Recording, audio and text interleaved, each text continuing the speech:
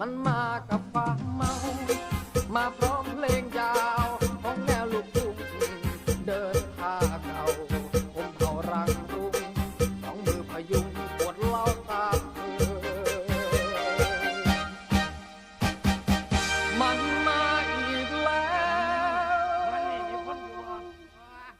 ฟังเอะอะโครมครามมองแล้วได้ความคือมันก็เตยไอ้เคลิงเขาเมาแก่ตามเคยขึ้นบ้านเลยเพื่อนเอ่ยเพื่อนเรามาชวนเราดื่มให้ดื่มด้วยกันเอาเลยเพื่อนฉันว่ากันเรื่องเมาเพื่อนคงหักเพราะรักจึงเศร้าเพื่อนเมาเหล้าเราเข้าใจดีมันเมาอีกแล้วมันก็อ้วกตามเคยตรงไหนเชิญเลยพวกได้เต็มที่เพื่อนจะกลับขยับอีกทีโอกาสหน้ามีพบกันเหมือนเดิม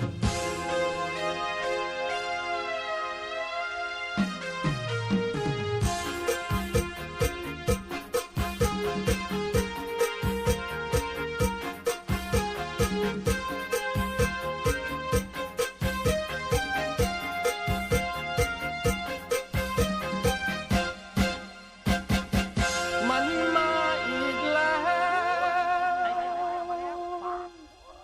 มันมากับความเมามาพร้อมเพลงยาวของแนวลูกทุ่งเดินท่าเก่าผมเผารำรุงสองมือพยุงปวดเล่าตามเคยมัน